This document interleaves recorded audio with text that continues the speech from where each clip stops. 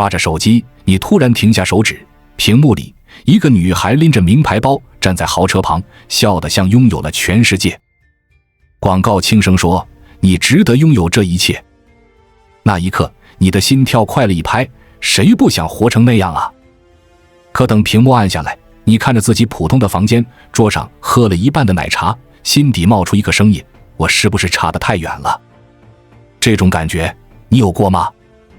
那甜甜的广告词像温柔一刀，刺痛了你，又让你舍不得放手。他像个老朋友，陪着你刷剧逛街，可他真是朋友吗？还是个套着笑脸的债主，等着你掏钱买安慰。我们都掉进了这个消费主义的坑里，尤其是女性。商场里耀眼的橱窗，刷不完的购物 app， 还有那句你吃的最好，像哄小孩的糖果，甜得让人上瘾。可吃多了糖，牙会不会坏掉？生活会不会变味？在中国，剩女这个词越来越响，离婚率也蹭蹭涨到1/3。那些闪亮的广告真的是在帮我们吗？还是说它悄悄把我们推向了另一个深渊，让我们忘了自己真正想要什么？别急，咱们慢慢揭开这层糖衣，看看里面藏着啥。剩女是怎么冒出来的？剩女这词估计你耳朵都听出茧子了。朋友聚会，有人半开玩笑：你这么优秀，怎么还单着？电视上专家皱着眉说：中国剩女数量超1亿。真的假的？先别慌，这1亿没官方背书，可能是媒体夸大。可单身女性确实不少。2020年统计，中国单身人口超2.4亿，女性占了一大半。更奇怪的是，男性比女性多3097万，按理说女的不该剩，可为啥单身女性越来越多？这到底是怎么回事？这事儿得从大环境看起。几十年前，女孩子20出头就结婚，围着锅台转，带娃做饭天经地义。可现在呢？上大学找工作买房，女性忙着给自己攒底气。2023年数据说，中国女性大学毕业生占比超 53%， 城市里30岁以上未婚女性比例比10年前翻了1倍。她们不急着嫁，不是因为挑剔，而是想活出点不一样的东西。可资本呢？他不乐意了，他跳出来喊：单身没事，但你得美，得有钱，不然你还是失败者。这不矛盾吗？一边让你独立，一边又拿高标准绑住你，动弹不得。再看离婚这头，2024年全国登记离婚人口占夫妻总数1/3，城市里更狠。这数字背后是多少家庭散了，又有多少女性在单身和婚姻之间摇摆？剩女这帽子不是天上掉下来的，是社会变迁和资本推手一起织出来的网。可这网到底困住了谁？资本的捧杀套路。捧杀听着新鲜，其实是个老招数。什么是捧杀？就是先把你夸得特别厉害，让你觉得自己很棒很特别，然后偷偷给你挖个坑，等你掉进去，再让你花钱爬出来。资本怎么捧你？打开电视，广告里一个女孩涂上口红，立马变成女神，漂亮的不行。刷短视频，一个博主穿上新裙子，下一秒就有帅哥送花。他把女性夸上天，说你美，你厉害，你应该拥有一切。可话说完，他就给你开账单，想变美，买化妆品；想成功，报健身班；想幸福，找个有钱的男人。他夸得越高，你摔得越惨，摔疼了，他还在旁边笑眯眯地说：再买点东西吧，马上就完美了。这招数哪来的？得往回看。1970年代，美国经济不好，商店卖不出东西，急得没办法，就开始推一个想法：买东西就等于开心。后来2008年中国经济起来了，外国和中国自己的公司一看，这么多人不能浪费，他们开始盯着女性使劲推销，广告、电视剧、网红全都上阵。一个干营销的人说过，女人最爱买东西，把她们想要的东西吹得越大越好，钱就赚不完。结果呢？女性被包装成一个完美样子，身材瘦得像模特，脸蛋精致得像明星，家里有大房子，旁边还有甜甜的爱情。谁做不到？对不起，你就不行。这捧杀咋玩的？他先给你做个梦。比如化妆品广告，里面一个女孩本来普普通通，涂了口红马上变漂亮，同事夸她，男友送她礼物，连路人都盯着看。你看了，心动了吧？觉得自己也想试试。于是你买了口红，可涂完发现生活没变，没人夸你，也没有男友跑出来。你就想，是我不好，还是东西不够好？资本就等着你这么想。他不光卖东西，还卖一种感觉，让你觉得自己总差点什么，而这差点什么，花钱就能买到。33岁的小文是个白领，他的故事很常见。他说，我每天看手机，朋友圈里别人晒新包，晒旅行，我却在加班到半夜。广告总说我单身是因为我不努力，不够漂亮。他信了，跑去买东西，花3000块买了一堆化妆品，又花2000块报了瑜伽班，每周去2次。他还买过网上卖的减肥药，说是1个月能瘦10斤，结果吃了肚子疼了1个月，体重没变，钱包倒空了。他跟朋友苦笑，我花这么多钱，怎么还是觉得自己差劲？这就是捧杀的真面目。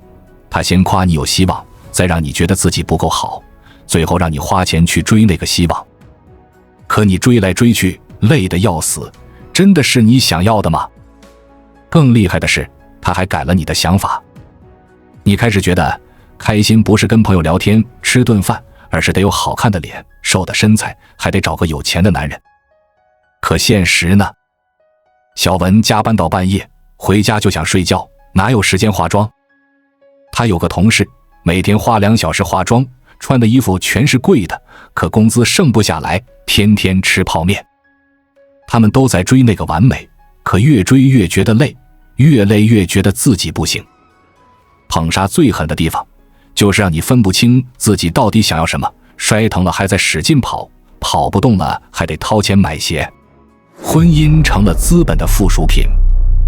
还记得那句名言吗？宁愿坐在宝马车里哭，也不愿坐在自行车后笑。这话出自一个相亲节目的女嘉宾，火遍全网，大家一边笑一边骂。可笑完想想，她不就是说出了很多人的心声吗？在资本的洗脑下，婚姻不再是2个人的感情，而是张成功清单，房子几套，车子多贵，存款多少，没达标那就别结了。这清单谁写的？不是你我，是资本。这观念怎么来的？看看偶像剧吧。女主总是个普通女孩，最后被霸道总裁看上，住进大别墅，从此幸福美满。现实呢？32岁的小杰，大学同学里混得最好的。他有房有车，可相亲时，男方一听他要求生活品质不能下降，扭头就走。小杰气得不行，我自己努力这么多年，凭啥结婚还要降低标准？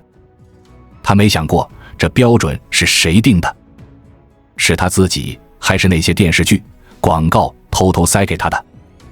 他后来跟朋友吐槽，我是不是电视剧看多了，觉得自己该嫁个王子？资本不光捧单身女性，连已婚的也不放过。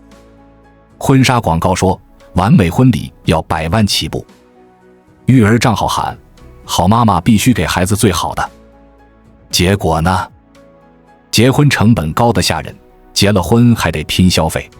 在我们进一步探索之前，我们有一个激动人心的消息要告诉大家，我们已经开通会员功能了。现在您可以加入我们的会员大家庭，享受会员专属影片和更多独家内容。别忘了关注才知道，并点击小铃铛，我们将继续揭示更多关于金钱的真相，祝你迅速实现财务自由。2024年调查显示，中国城市新婚夫妇平均婚礼花费超20万，婚后3年内因经济压力离婚的占25%。还有个数据，2023年全国彩礼平均只超10万，农村更高。小杰有个同事，婚礼花了50万，婚后2年离了，原因是还债还得太累，婚姻成了资本的提款机，女性却在里面喘不过气。理想跟现实的硬碰硬，资本画了个大饼，你要美，要有钱，要嫁得好。可现实呢？996加班，房贷压身，生个娃还得辞职。理想和现实一撞，碎了一地。35岁的芳芳是个例子。她大学毕业后拼命工作，攒了首付买了房，可感情一直没着落。朋友劝她降低标准，她却说：“我看了那么多广告、电视剧，总觉得应该有个更好的男人等着我。”结果呢？年龄大了，对象没找到，她开始怀疑自己是不是不值得被爱。她跟朋友说：“我是不是要求太高了？可我放不下来。”这鸿沟有多大？2024年民政部数据说了实话，近40%的离婚案跟婚姻期望过高有关。女性想要的不光是感情，还有广告里那套完美生活。可男人呢？大部分也就是普通人，哪来那么多豪车别墅？于是有人推迟结婚，有人婚后失望散伙。单身女性多了，剩女就成了标签。可这标签真该怪女性吗？还是该怪那张画得太美的大饼？还有个数字，2023年中国女性平均结婚年龄升到28.9岁，比20年前晚了5年。为啥晚？不是不想结，是不敢结。理想太高，现实太冷，谁撞上去都得疼。芳芳后来试过相亲网站，填了一堆条件，年薪50万，身高180，有车有房。结果匹配了仨人，聊了2句，发现全是照片。他苦笑：“我这是给自己挖了个坑，跳不出来。”离婚潮里的无声呐喊，离婚率1/3，这数字听着都让人心惊。以前离婚是大事，悄悄办完不敢声张，现在呢？朋友圈里有人发离了，自由了，底下点赞一堆，甚至还有人办起了离婚宴，摆几桌酒席庆祝单身。比如35岁的阿梅，离婚那天租了个小餐厅，穿上红裙子，笑着敬酒说：“我终于为自己活了。”可散场后，她回家抱着枕头哭了一夜。她说：“我以为这样会开心，可还是觉得少了点什么。”这自由背后藏着多少辛酸？最近，台湾女星陈妍希和中国男星陈晓的离婚更是在网上炸开了锅。2025年2月18日，两人发了同样的微博，宣布分手，结束了8年婚姻。消息一出，中国网民疯了似的刷恭喜，有人说终于摆脱苦海，未来会更好。还有人喊单身万岁，祝你事业大红。这是冲上热搜榜首，评论区全是祝福。可陈妍希呢？她没再吭声，只留下一句感谢相遇，各自安好。这恭喜听着热闹，真能让她心里好受吗？31岁的丽丽也有自己的故事。她结婚5年，孩子3岁，跟老公感情还行，可日子越过越累。她说：“我想要的生活是旅游，喝下午茶那种轻松日子，可现实是带娃、做饭、还房贷。我不想凑合，可又舍不得孩子。”最后，她选了离婚。离婚那天，她发动态，终于解脱了，可为啥还是这么空？跟阿梅一样，他们表面洒脱，内心却空落落的。离婚宴也好，网民的恭喜也罢，能填满那份失落吗？资本也来凑热闹。离婚后，单身经济火得不行，一人食餐厅、迷你家电、情感咨询全都赚翻了。媒体还把离婚包装成勇敢追梦，搞得好像不离就不够潮。丽丽说：“我离了没觉得多酷，就是累，一个人更累。数据显示，2025年中国单身消费市场规模超3万亿，女性贡献了60%。丽丽买了个迷你冰箱，花2000块，用了3次就吃灰。她叹气，也不知道为啥买，就是觉得该给自己点奖励。阿梅离婚宴花了8000块，朋友夸她大气，可她私下说钱花了，心还是没满。资本乐开了花，女性却还在泥里挣扎。离婚的女人多半不是不爱了，而是对幸福的想法变了。广告里幸福是豪宅名车，现实却是柴米油盐，两边拉扯，婚姻就撑不住了。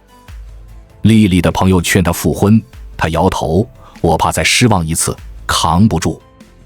阿梅也说，离婚宴是给自己打气，可日子还得自己过，宴席散了才是真开始。被完美绑架的日子，资本不光影响婚姻，还渗透到生活的每个角落。打开手机，网红教你化妆、健身、做饭，说完美女性的样样行。可现实呢？你下班拖着疲惫的身体，哪有精力弄一桌子菜？29岁的婷婷是个程序员，她说，我刷视频学做蛋糕，花了500块买工具，结果烤出来像块砖。我还试过减肥，买了代餐粉，吃了2天，饿得头晕。她笑着说，我这是被完美绑架了，花钱买罪受。这种完美压力有多大？2023年一项调查显示，超70%的中国城市女性觉得自己不够好，原因包括外貌、工作、感情。婷婷有个同事，34岁未婚，每天化妆2小时，衣服全是名牌。她说，我不美就没人要。可她月薪8000，光化妆品就花3000，剩下的日子靠泡面过。她跟婷婷抱怨，我也不知道为啥活这么累，就是停不下来。资本还瞄准了职场女性。广告说，成功女性要有事业有家庭。可现实是，升职加薪得拼，加班熬夜是常态，生娃还得请假，回来就被边缘化。2024年数据，女性管理层占比仅28%，比男性低1半。婷婷说，我老板暗示我，结婚生娃就别想升职。可广告还告诉我，得全都要。我咋办？女性的挣扎与觉醒。被资本捧杀这么多年，女性也不是没反应。越来越多的人开始问，幸福到底是啥？是广告里的名牌包，还是家里的热饭菜？27岁的小雨是个觉醒者。她以前也追潮流，买衣服、化妆品，花钱如流水。可有天她算了账，发现工资一半给了变美，却一点不快乐。现在她存钱旅行，晒的是风景不是包。她说，我不想再被广告牵着走了，我想活得像自己。她去年去了趟云南，花了3000块，看了雪山和花海，回来说，这比买包开心多了。可觉醒不是件容易事。心理咨询师老张见过太多案例，很多女性来找我说焦虑、失眠，问自己为啥不幸福。我问他们，你想要啥？他们答不上来。资本把想要塞满了物质，挤走了感情、平静这些简单的东西。要找回来，得先学会停下来，看看真实的自己。老张有个客户，30岁离婚后抑郁，花了半年才接受平凡也挺好。社会也在变。2024年，女性就业率达68%，经济独立让她们更有底气。政府推的婚育友好政策也在鼓励晚婚晚育。可光靠这些不够，媒体的少点完美女性的套路，多点真实故事。比如有个纪录片讲单身妈妈带娃创业，最后没赚大钱，但日子过得踏实。这样的故事才是女性的真实力量。挣脱资本的网。资本捧杀的招数太狠了，他拿甜言蜜语把女性架上天，又用高标准把人摔下来。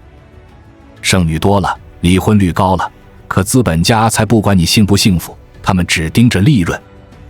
我们聊了这么多，从广告的糖衣到婚姻的账单，再到觉醒的希望。